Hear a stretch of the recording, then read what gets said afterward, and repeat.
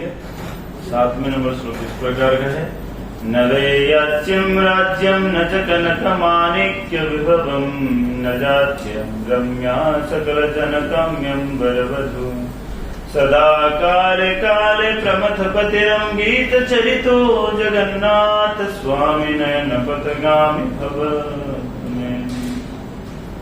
तो इसी वार्तालाप को बहुत बार श्री चैतन्य महाप्रभु अन्य अन्य आचार्य लोग भी दोहराए कि न वही अच्छम राज्यम न कनकमाणिक्य। इसका महाप्रभु ने जीवन में कभी कोई शिक्षा नहीं दी, केवल 8 ही श्लोक में उन्होंने पूरा महाप्रभु कुछ बताया। हम देखते बड़े बड़े ग्रंथ है, जो साक्षात भगवान है वो भी कुछ बोल सकते थे, बड़े ग्रंथ भी लिख सकते थे ना, जैसे व्यासदेव जी ने रचना की, मगर महाप्रभु ने ऐसे नहीं किया। जबकि भक्त बनाने के लिए आए तो ज्यादा लिखना चाहिए था, मगर सिर्फ 8 श्लोकों में से पूरे जीव को उद्धार करने के लिए पूरा सूत्र दे दिए। उन सूत्रों में से एक सूत्र क्या है, न धनम न जनम न सुंदरिम कवितां वा जगदीश कामये मम जन्मनि जन्मनीश्वरे भवतार भक्ति रहे तुके त्वयि। इसका अर्थ है कि भक्ति और भौतिक जगत का जो संपत्ति, तो दोनों में फर्क है। भक्ति इसका अर्थ है कि अगर भक्ति चाहिए, नहीं तो आप धन ले लो, दोनों में से कुछ ले लो। क्योंकि भगवान का जो भजन होता है उसको कहते हैं अमोघ। अमोघ मतलब कभी निष्फल नहीं जाते। कोई भी व्यक्ति भगवान का जो भजन करता है तो भगवान कुछ ना कुछ देते हैं, मगर भगवान क्या नहीं देते हैं ना, भगवान देते नहीं, अपने भक्ति को नहीं देते हैं। भगवान अपने भक्ति को नहीं देते, बाकी सब कुछ दे देंगे। क्या देंगे, धनम जनम सुंदरिम कवितां व जगदीश कामये, धन देंगे। यहाँ पर अगर बहुत सुंदर श्लोकों को अगर देखोगे, कहते न धनम, मेरे को धन नहीं चाहिए। मानो कब नहीं चाहिए, जब एक व्यक्ति को जब हम कुछ देंगे तभी मना करता है। जैसे माता जी मेरे को प्रसाद देते हैं और ज्यादा हो जाए तो मैं मना करूंगा, अगर नहीं दे रहे तो फिर मैं क्यों मना करूं? कोई प्रश्न ही नहीं उठ रहा है मना करने का, है या नहीं?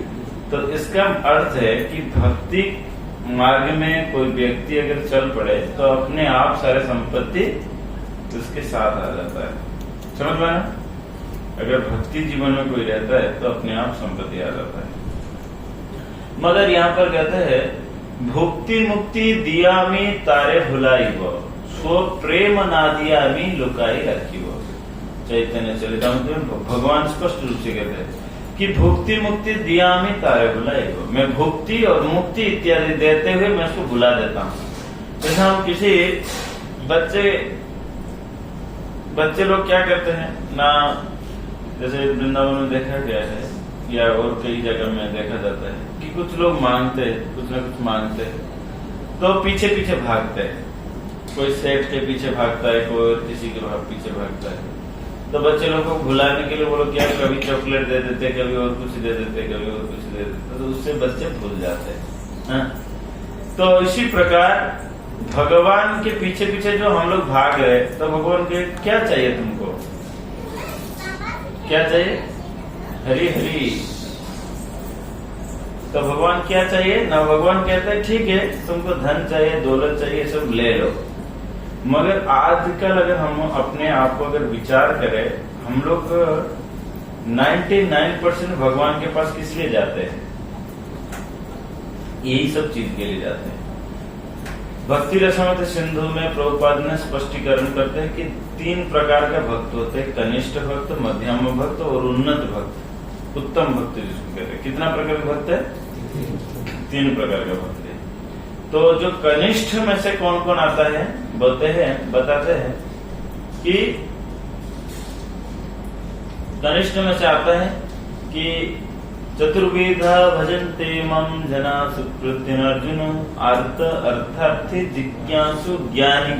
ये 4 जो है, आर्त मतलब जो दुख में पड़ा है, अर्थार्थी मतलब जिसको अर्थ चाहिए, जिज्ञासु जो जानकारी चाहिए, अर्थ अर्थार्थी जिज्ञासु ज्ञानी जिनको भगवान के माने जिनको ज्ञान है कि भगवान ही कोई ना कोई कंट्रोलर है, तो इस प्रकार ज्ञान ही ये भक्तवर्ष। मगर ये प्रभुपाद जी लिखते हैं 4 प्रकार के भक्त कौन है ना, कनिष्ठ भक्त है। कनिष्ठ भक्त के अंदर क्या होता है ना, श्रद्धा का वृत्ति कम होता है। जैसे 3 प्रकार के आपने खीर बनाए, एक खीर में थोड़ा चीनी डाले, दूसरे खीर में थोड़ा मध्यम लेवल का चीनी डाले, और तीसरा खीर में थोड़ा ज्यादा चीनी डाले, तो उसी प्रकार स्वाद के अनुसार वो भेद हो जाता है। इसी प्रकार भक्ति का जो खेल है वो किसके ऊपर टिकता है, हमारे श्रद्धा के ऊपर टिकता है। और भक्ति दिखाने का वस्तु नहीं है, भक्ति अनुभव का विषय वस्तु है। भगवान और भक्त के बीच में जो संबंध है वो भक्ति, समझे ना।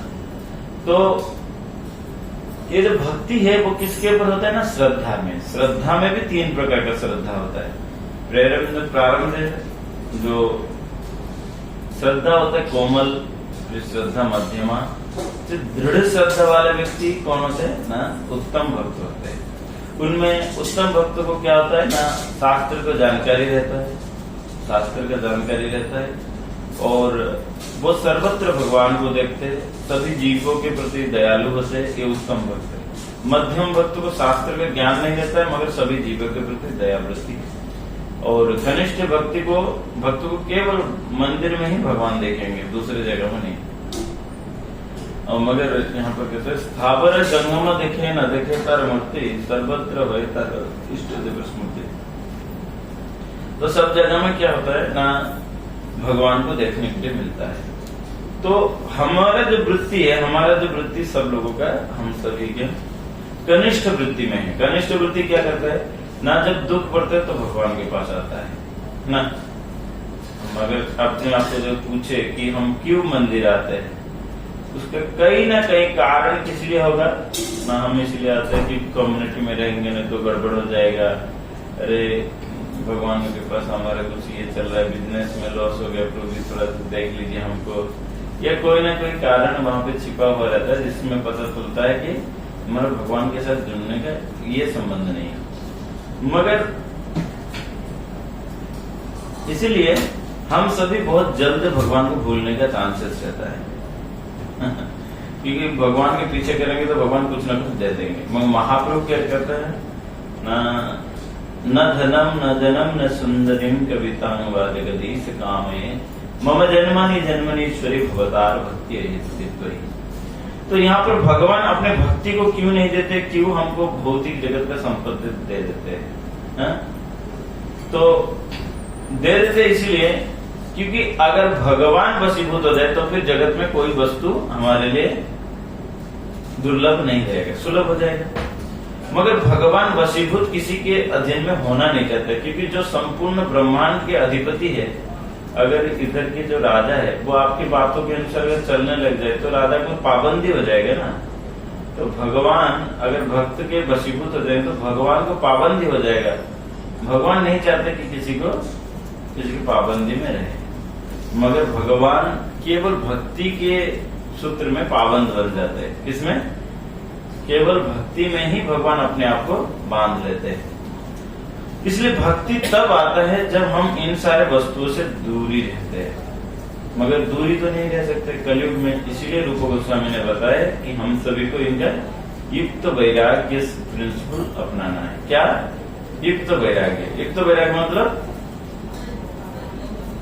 मानस देह गेह जो किछु माना अर्पिनो तया पदे नंद किशोर। मानस देह गेह जो किछु मोर, আমাদের যে কিছু আছে हे भगवान मैं आपको ही अर्पण कर रहा हूं। तो इसीलिए हमारे युक्त वैराग्य का प्रिंसिपल ये होता है कि जो कुछ भी हमारे पास है हम उसको भगवान के सेवा में लगाना चाहिए। इवन पे यहाँ तक नरोत्तम दास ठाकुर कहे कि हमारे अंदर क्या क्या है कि चलो धन तो है भक्तों के सेवा में लगा देंगे, या पुत्र है पुत्र को भगवान के अच्छे भक्त प्रचार के लिए पुत्र को लगा देंगे।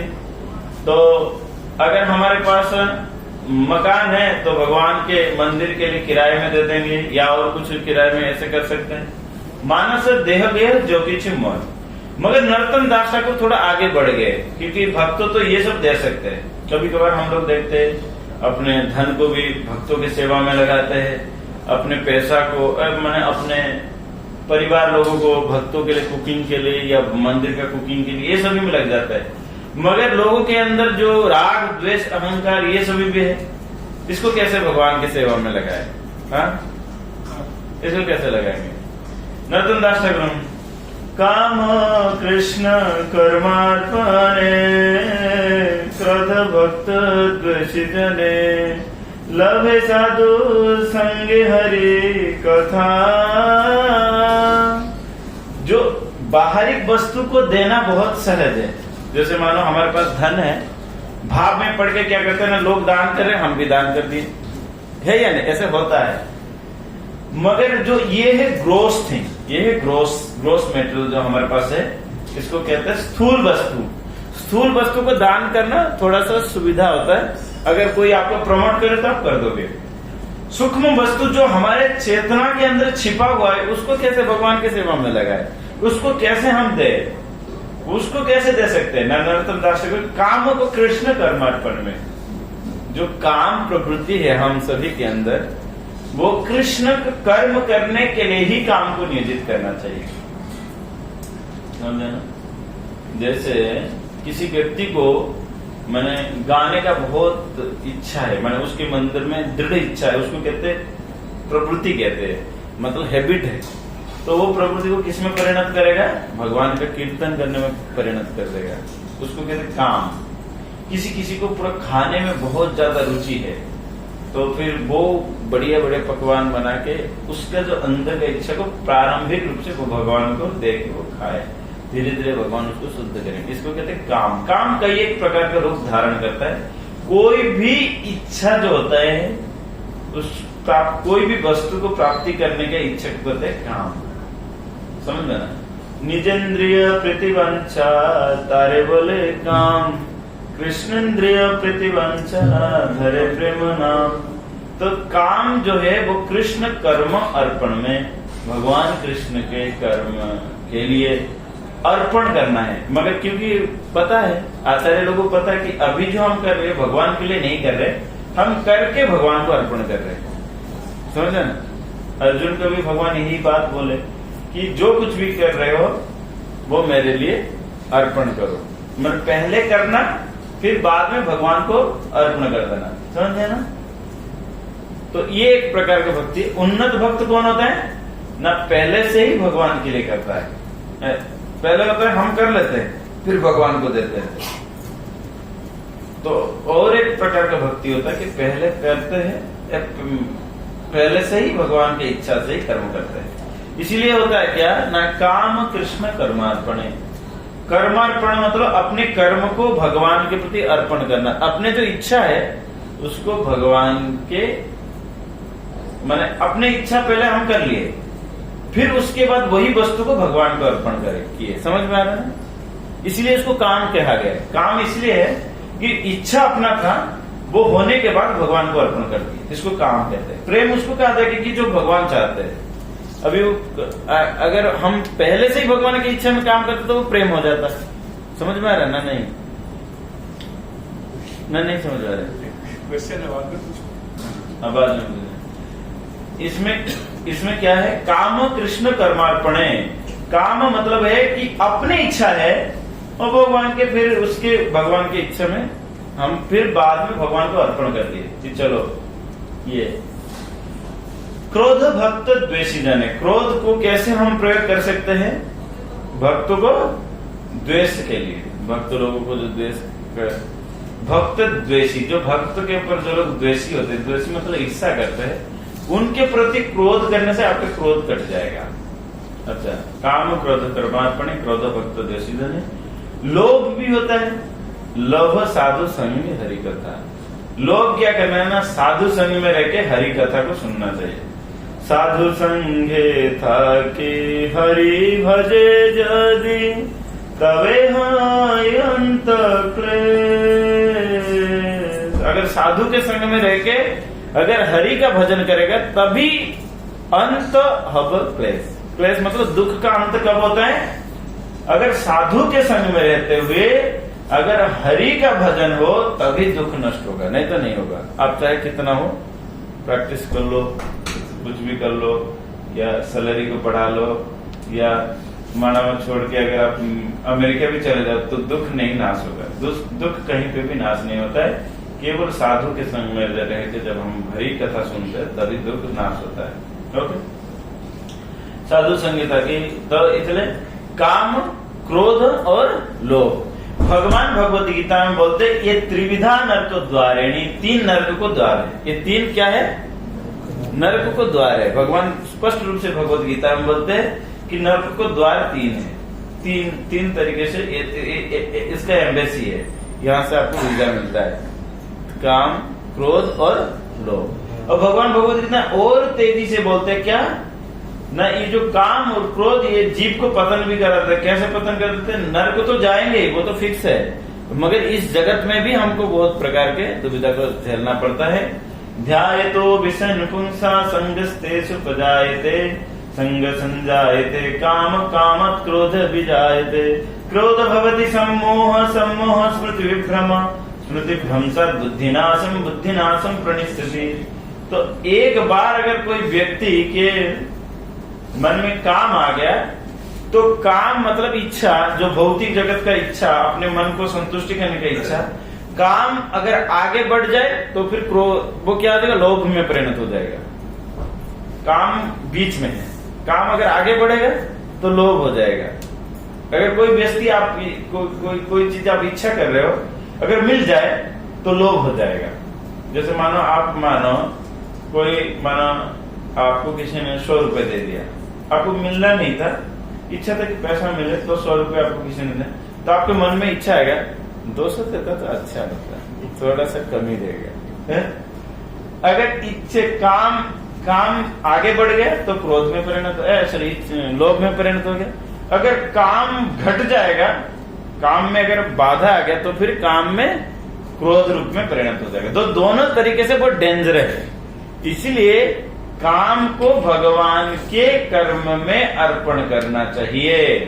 इसलिए हम सभी को बहुत स्ट्रिक्टली इंस्ट्रक्शन किया जाता है कि हम जो कुछ भी कर रहे हैं उसका कुछ परसेंटेज नियमित रूप से मंदिर को दान करना चाहिए। ऐसा नहीं कि कभी ओकेजनली में दान कर दूंगा। ये बहुत साइंटिफिकल रीजन है, ऐसे नहीं है, आज के नहीं है, हमारा आचार्य लोगों ने ऐसे करके आया है। जो कोई भी कमा रहा है ना, ऐसे नहीं कि मैं इधर कोई फंड राइजिंग संस्था खोलने के लिए आप लोगों को प्रीचिंग कर रहा हूँ, ये नहीं है। एक्चुअली इसका उदाहरण इसलिए क्योंकि धन फिल्टरिंग होता है, वो काम धीरे धीरे प्रेम में परिणत होगा। समझ में आया? अगर नहीं दोगे तो वो काम और ज्यादा बढ़ता जाएगा, वो हमको परेशानी होती है। इसलिए काम कृष्ण कर्मार्पण है। क्रोध भक्त द्वेषी जन, क्रोध भक्त के द्वेषी के लिए। और लोभ रखना चाहिए क्या? लभ साधु संगे हरि कथा।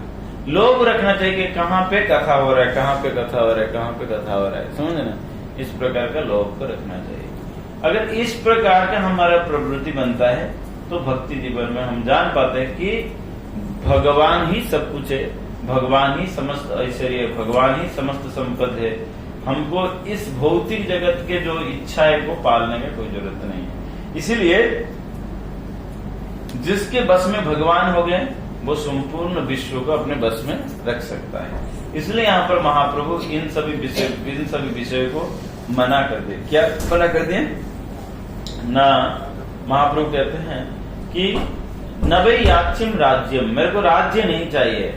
क्या? न च कनक, ना तो मेरे को धन चाहिए, कनक मतलब है जो सोना, ना तो धन चाहिए, ना तो माणिक्यम, ना तो मेरे को बड़े बड़े मोतियों का माला, ये क्या माला, ये सब मेरे को नहीं चाहिए। न विभवम, बड़े वैभव हमको नहीं चाहिए। निजाच्य अहम रम्या, ना तो याचना के बाद मेरे को सुंदरी स्त्री नहीं चाहिए।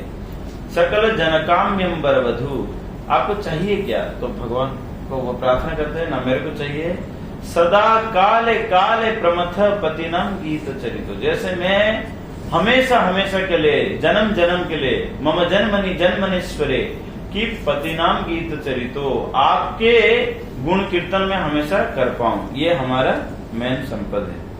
एक्चुअली हम सभी इस जगत में हमको पता नहीं कि वास्तविक धन क्या है, समझे ना। इसलिए इस भौतिक जगत का धन को दो रूप से हमको विभाग किया है। एक होता है श्रेय, एक होता है प्रेय। एक क्या है? श्रेय, और दूसरा होता है प्रेय। श्रेय क्या है? हाँ,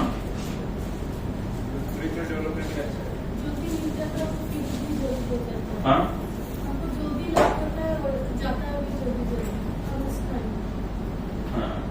श्रेय क्या है? और प्रेय क्या है? श्रेय कई चंद्रिका वितरणम विद्यावधू जीवनम। श्रेय क्या है? श्रेय मतलब है जो परमानेंट सुख रहता है, जो हमारे पास जो परमानेंट जो सुख रहता है वो है श्रेय। और प्रेय क्या है?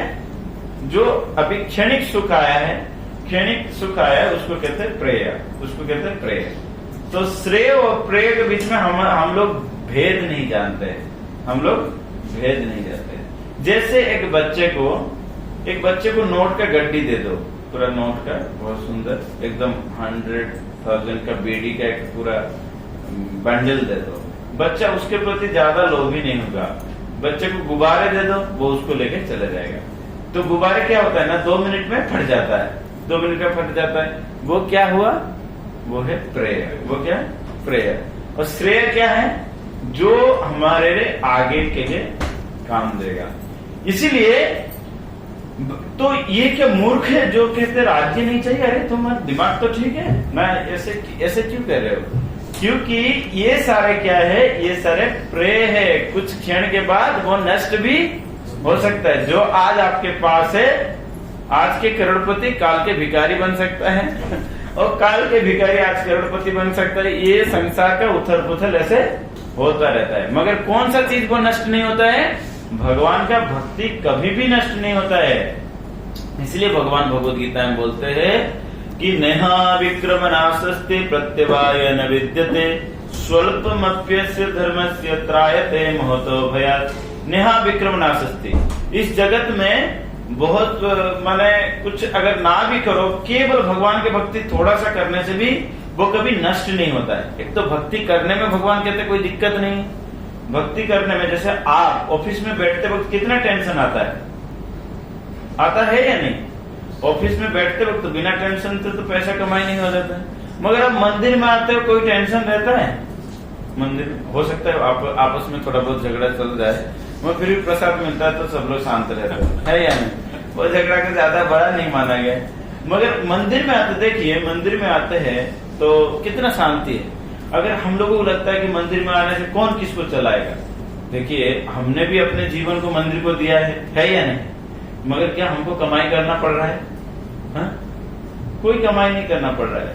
हम जो मैंने प्राकृतिक उदाहरण में दे रहा हूँ, इससे आप लोग मैंने समझ जाओगे कि हम लोग कहीं जाते हैं या आप देखे होंगे कि हम लोग जहाँ पे भी जाते हैं अच्छा खाने के लिए भी देते हैं, अच्छा रहने के लिए देते। मैं एक उदाहरण दे रहा हूँ, आप ऐसा मत सोचना कि प्रभु जी इस तरह फैसिलिटीज को ये कर रहे हैं। नहीं, मैं कह रहा हूँ एक बार प्रभुपाद जी अमेरिका में किसी ने प्रभुपाद जी को क्रिटिसाइज कर दिया कि स्वामी जी आप इतने अच्छे गाड़ी में घूम रहे हो। तो प्रभुपाद जी कह रहे ये कुछ भी नहीं है, सोने के गाड़ी बनाना चाहिए, क्योंकि हम भगवान के भक्त है। जो कोई भिखारी का ये नहीं है, कोई भिखारी का रिप्रेजेंटेटिव नहीं है ना।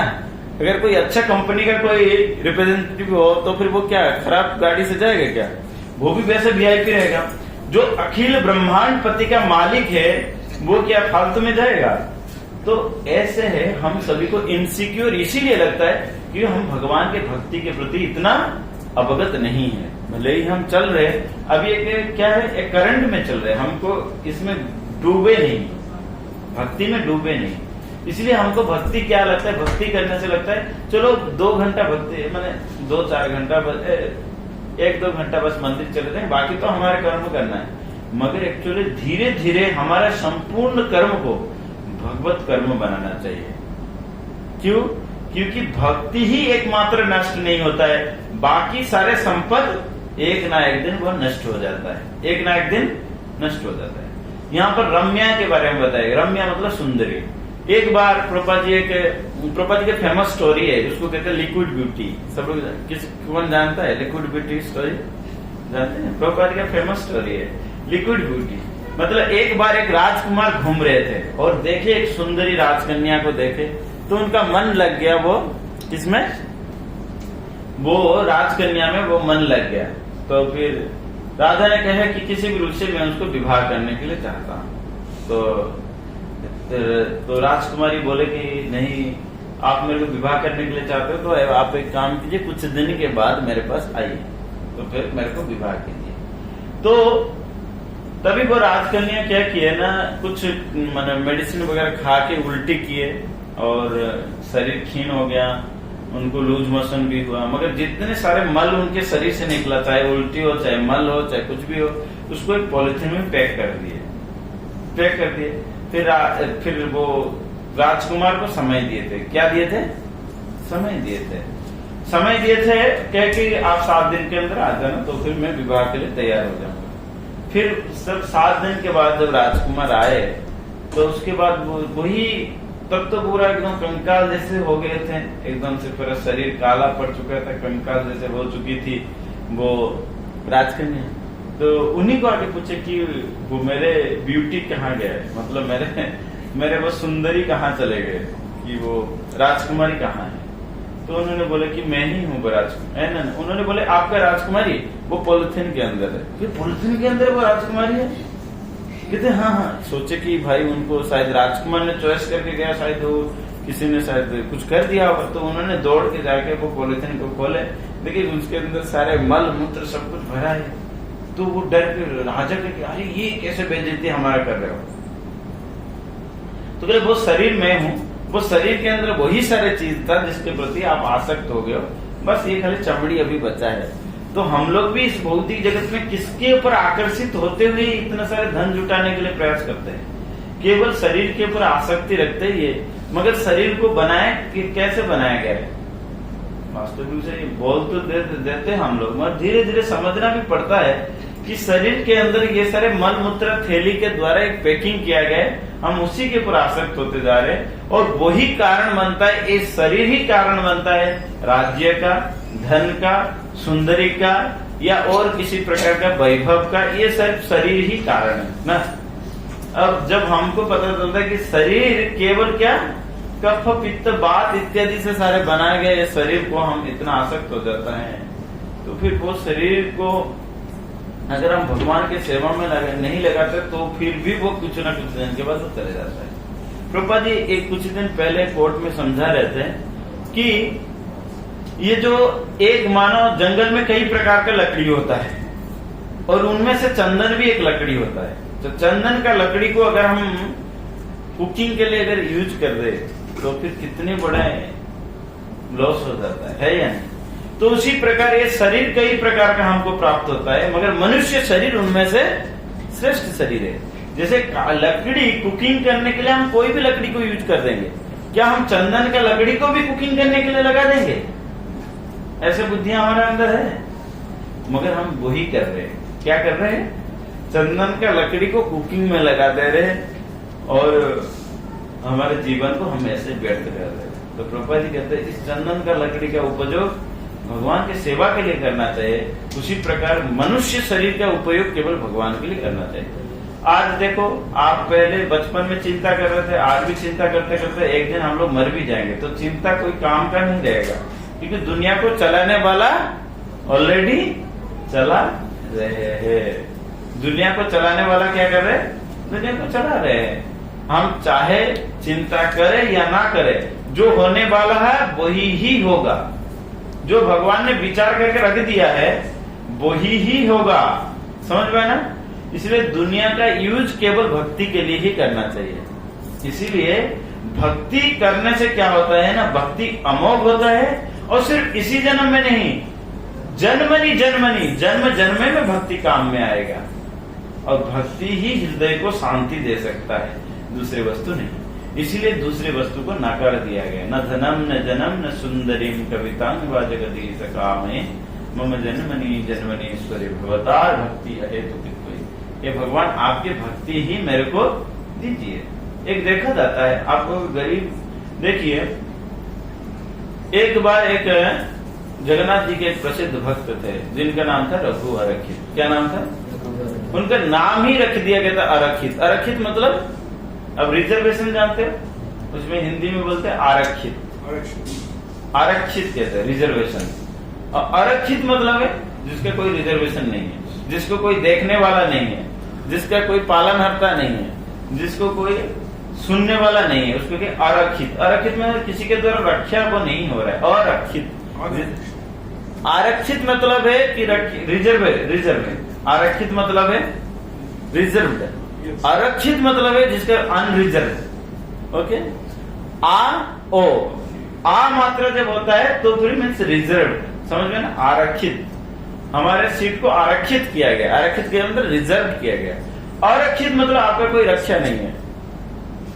तो आप जो धन के चक्कर में, जन के चक्कर में हम पढ़ते हैं, ऐसे भी एक भक्त थे, उसका नाम ही था आरक्षित, रघु आरक्षित। आरक्षित था, उनके कोई ये नहीं था, कोई ठिकाना नहीं कहाँ रहेंगे, कुछ करेंगे।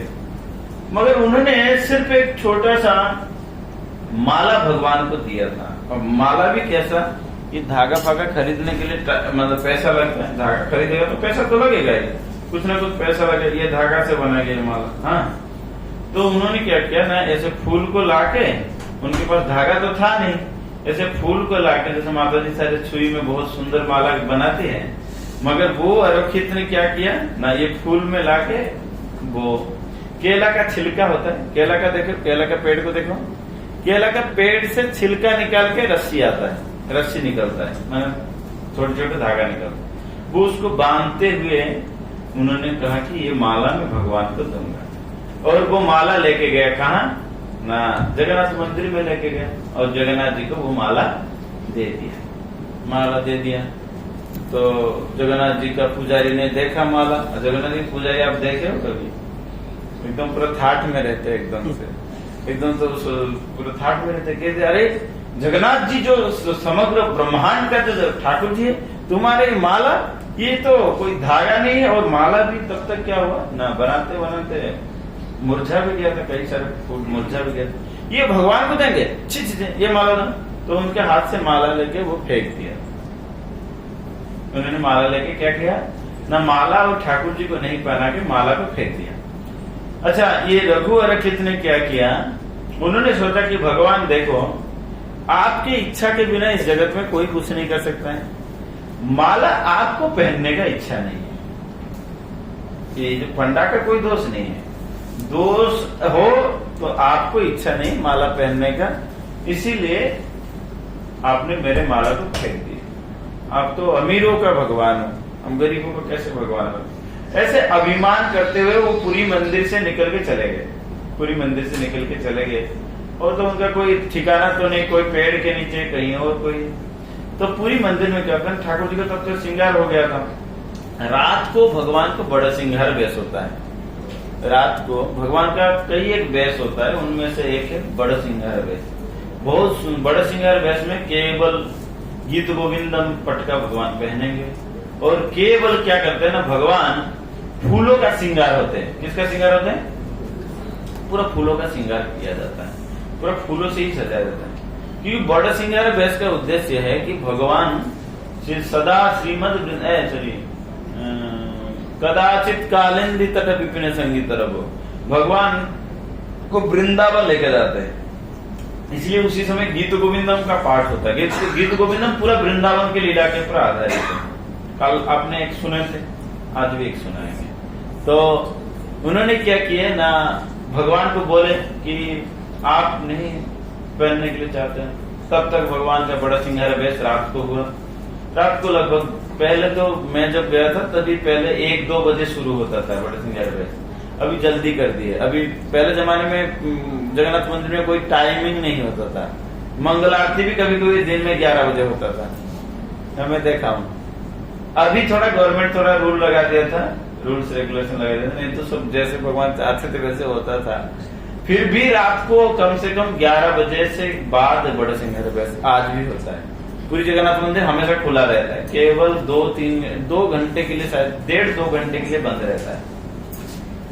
तो जब बड़ा सिंगार बेस होता है तो एक होता है श्रृंगारी होता है। एक पूरी जगन्नाथ मंदिर में कई प्रकार के पूजा सेवाकार रहते हैं, उनमें से एक रहते हैं श्रृंगारी। श्रृंगारी मतलब जो श्रृंगार करते हैं।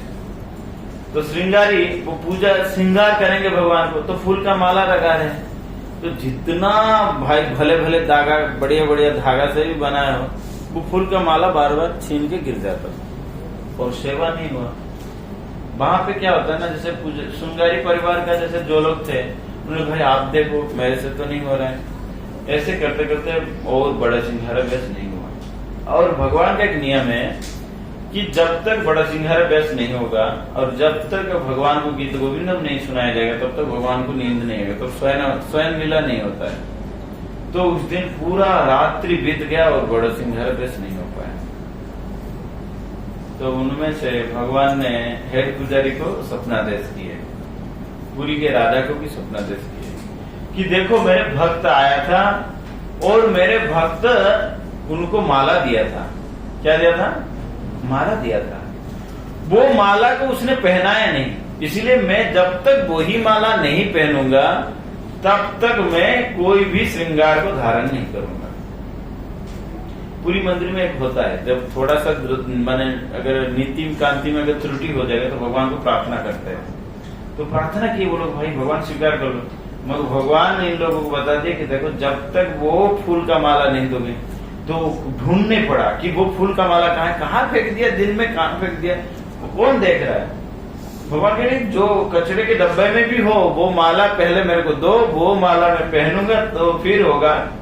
वो माला मेरे भक्त रघु अरखित ने दिया है और उसके नाम से वो उनके नाम ही फेमस हो गया था, अरखित बाबा। अरखित में जिसको कोई रखा ही नहीं। वृंदावन में जैसे कई एक बाबा फेमस है, एक होते लाइट बाबा, बिजली बाबा उसके नाम दे दिया है। वो हमेशा स्कूटी में चारों दिशा में उसका लाइट जलता रहता है। एक है परिक्रमा बाबा, परिक्रमा बाबा वो दिन में 2-3 बार परिक्रमा करते हैं। ऐसे बहुत फेमस लोग हैं वृंदावन में। वैसे ही पुरी में ये फेमस हो चुके थे कि इनका कोई रखिया नहीं, अरखित है। हमेशा जगन्नाथ जी कीर्तन करते थे, कहीं पे भी सो जाते, कहीं पे भी चलते थे। तो इस प्रकार वो भगवान ने बोले, भगवान ने किनको बोले ना, पुरी के गजपति महाराज को, कि मेरे भक्त है वो और वो उसके नाम से आरक्षित हो गया। ऐसे कैसे संभव है? तुम उसको ढूंढो और ढूंढ के जाके उनको जो जो सुविधा चाहिए तुम उसको सुविधा दो। तो उसी प्रकार उन्होंने देखे कि जो भगवान देखे कि भगवान जब सपना देश किए तो फिर बाद में सारे पुजारी लोग ढूंढने लगे। 2 लोगों को ढूंढे, एक माला को, एक किसको, वो भक्त को, दोनों को ढूंढा गया। तो भक्त को ढूंढने में तो और आसान हो गया था, मगर माला ढूंढने में उनको काफी समय चला गया। फिर वही माला भगवान आके पहने। और आज भी पूरी जगन्नाथ मंदिर में प्रथा है, कोई भी माला धागा में नहीं बनाया जाता। पूरी मंदिर में, पूरी मंदिर में आज भी धागा का माला नहीं लगता है भगवान को। केले के छिलके में जो रस्सी बनता है उसी से ही वो लोग माला बनाएंगे और वही माला भगवान को चढ़ता है। सोचो जगन्नाथ जी का माला कितने हाथ का माला, जगन्नाथ जी का माला कितने हाथ का पता है आपको? पता नहीं? अब चैतन्य चरितामृत तो पढ़ते नहीं हो। चैतन्य चरितामृत में महाप्रभु ने किसके लिए माला भेजे थे? जगन्नाथ जी का माला किसके लिए भेजे थे? गोपाल भट्ट गोस्वामी के लिए माला, अपने कौपिन, एक बैठने का पीढ़ा, ये सब भेजे थे। 14 हाथ का माला है वो। कितने हाथ का माला पहनते हैं? और जगन्नाथ जी पूरा फुल राउंड माला नहीं पहनते। राउंड माला पहनेंगे तो बहुत लंबा हो जाएगा। खाली एक हाथ से दूसरे हाथ तक 14 हाथ होता है जगन्नाथ जी की माला, समझे ना? और 14 हाथ के माला उन्होंने किसके लिए भेजे?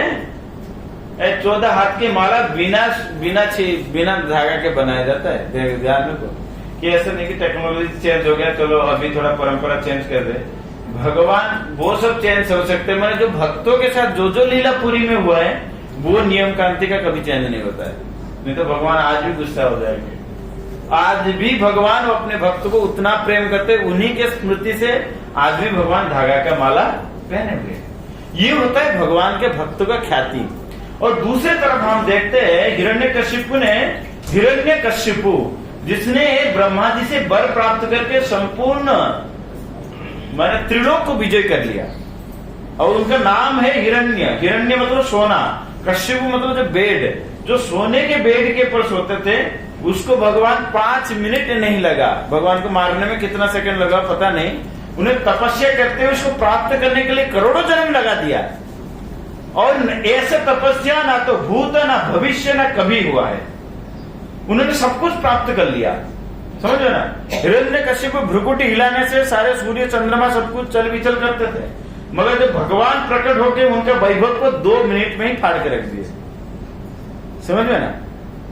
इसलिए अगर हम इस जगत में अगर धन दौलत ये अगर जुटाने में चलेंगे, ये इसको कहा जाता है, इसको कमाई करते वक्त दुख, इसको भोगते वक्त दुख, और इसको छोड़ के जाते वक्त भी दुख होता है या नहीं। तो इसलिए कहते हैं इस भौतिक जगत में जो धन संपत्ति इत्यादि है, कमाई करते वक्त भी दुख, जब कमाई करते हैं ना तभी इतना आसानी से नहीं होता है। उसको कहते हैं पसीना, ये पसीना का कमाई है। कोई साधारण इंसान को बोलते भी है कि पसीना का कमाई है। पसीना का कमाई मतलब है जब कमाई करते हैं तो साधारण रूप से कमाई नहीं होता है।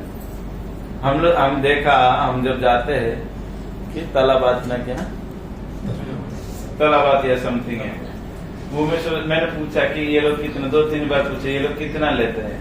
मैं प्रभु जी कम से कम एक हो तो कितना, 1-2 ट्रिप में वो लोग 1-2 दिनार कमा लेते हैं।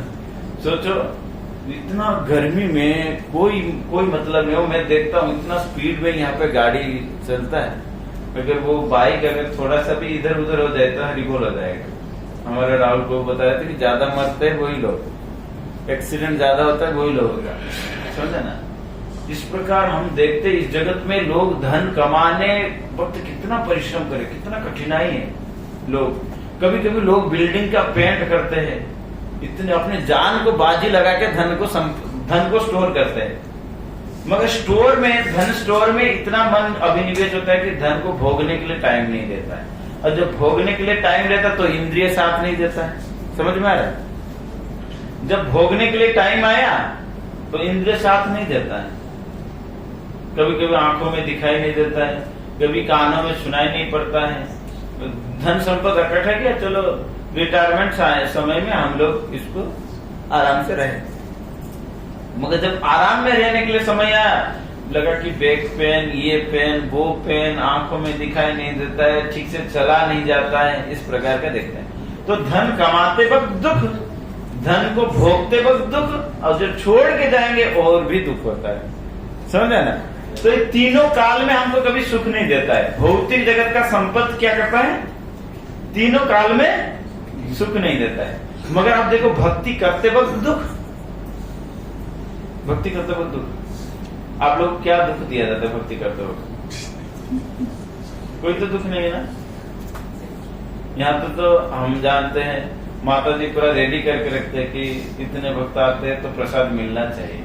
माता जी उस दिन जाके बोल रहे थे कि नहीं, प्रसाद कम नहीं होना चाहिए, शॉर्ट नहीं होना चाहिए, पूरा एकदम कंफर्म रखते हैं कि आपको चिंता नहीं, मगर आप मैंने जो देने वाले उनको चिंता रहता है, मगर आपको जो आके भक्ति करोगे तो प्रसाद तो जरूर रहता है या नहीं। तो भक्ति करते वक्त सुख, अगर भक्ति में सिद्धि प्राप्त करेगा, भगवान अगर प्राप्त हो जाए तो कितना सुख है। तो इसलिए भक्ति जीवन हमेशा के लिए सेफ्टी है। मगर हमारे खोपड़ी में ढुक नहीं, मैंने घुस नहीं रहा है। इसीलिए शंकराचार्य भी यही बात बोले कि भाई हमको धन नहीं चाहिए, धन नहीं चाहिए, ये नहीं चाहिए। इसका मतलब नहीं चाहिए मतलब भगवान नहीं देंगे। रघु अरखित ने मांगा नहीं भगवान से, मगर भगवान ने इतना बड़ा संपत्ति दे दिया कि क्या कहा जाए, है ना। ध्रुव महाराज को जब भगवान मिल गए तो ध्रुव महाराज नहीं मांगे कि नहीं मेरे को ये नहीं चाहिए, मगर फिर भी भगवान ने दे दी। क्योंकि भगवान जाता है अरे मेरे आदमी है, अगर ये गंदा कपड़ा पहनेगा तो बेइज्जती मेरा ही होगा। थोड़ा सा परिश्रम किया है, मगर भगवान अपने भक्त को कभी भिखारी करके नहीं रखे। हम शास्त्रों में सुनते हैं कि भगवान का भक्त गरीब होते हैं, मगर देखा जाता है भगवान के भक्त ही सबसे बड़ा अमीर होते हैं। और जो लोग आधा अधूरा भी नाम जप करते हैं तो बहुत ज्यादा अमीर होते हैं। हो सकता है जो शुद्ध नाम जप करे वो तो थोड़ा हायर लेवल में चले जाता है। नामापराध में तो भगवान पूरा, नामापराध जो करता है ना उसको भगवान स्वर्ग देते हैं, जानते हो ना। जो व्यक्ति नामापराध करता है अगर उसका मृत्यु हो जाए तो उसको स्वर्ग मिलेगा। मतलब स्वर्ग में भोग करेगा वो। ये नाम अपराध का फल है, ये पैकेज है। नाम अगर नाम अपराध करके पैकेज मिलता है क्या, स्वर्ग इत्यादि। तो सोचो नामाभास में क्या भगवान देंगे, शुद्ध नाम में भगवान अपने आप को बेच देते हैं। इसलिए भगवान कहते हैं कि मेरे भक्त तो कुछ नहीं मांगता तो मैं करूं क्या। इसलिए भगवान क्या करते हैं ना, अपने आप को बेच देते हैं, उस भक्त के पास ऋणी हो जाते हैं। जब भगवान मांगते कि नहीं मेरे को धन नहीं चाहिए, मेरे धन नहीं चाहिए, मेरे को सुंदर नहीं चाहिए, भगवान कहते हैं इसको दूंगा क्या। कि भगवान भी सोचते कुछ देने के लिए, इसलिए भगवान अपने आप को दे देते वो भक्त को। क्या करते हैं, अपने आप को दे देते। जो अखिल ब्रह्मांडपति है वो भक्तों के पीछे पीछे भागते हैं। ये भक्ति करने का फल है। और जो भगवान अपने आप को दे देते तो फिर वो भक्त के लिए और क्या कहना, हा? उसके लिए कुछ कहना है। आप मांगते तो कितना मांग सकते थे कि हे भगवान हमको बेहरीन दे दो, तो बेहरीन ले लिया।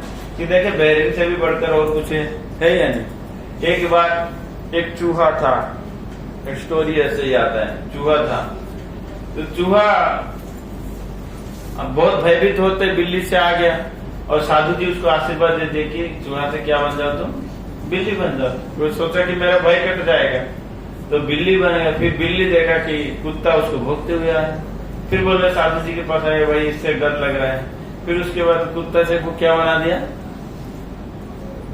ऐसा नहीं, बिल्ली से कुत्ता बन गया। फिर कुत्ता देखा कोई बाघ आ गया, शेर आ गया। फिर उसके बाद फिर साधु जी के पास आए, फिर साधु जी कहे तुमको शेर बना देता।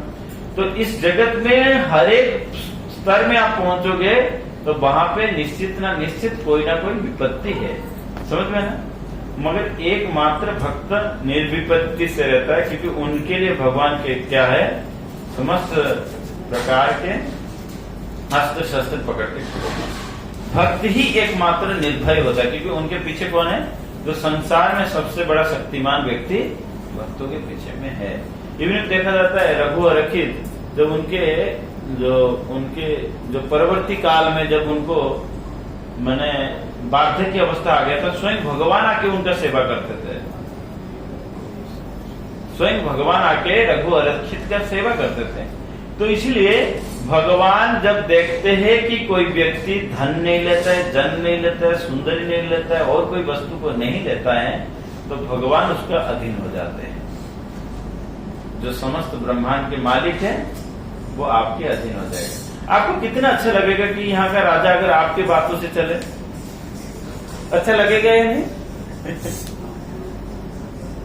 तो उसी प्रकार की बात है। इसीलिए इस श्लोक में कहा गया है, न वेयचिम राज्यम न च कनक माणिक्य विभवम न जाचे हम रम्यम सकल जनकम्यम वरवधुम सदा काले काले प्रमथ पतिनं गीत चरितो जगन्नाथ स्वामी नयन पथगामी भवतु में।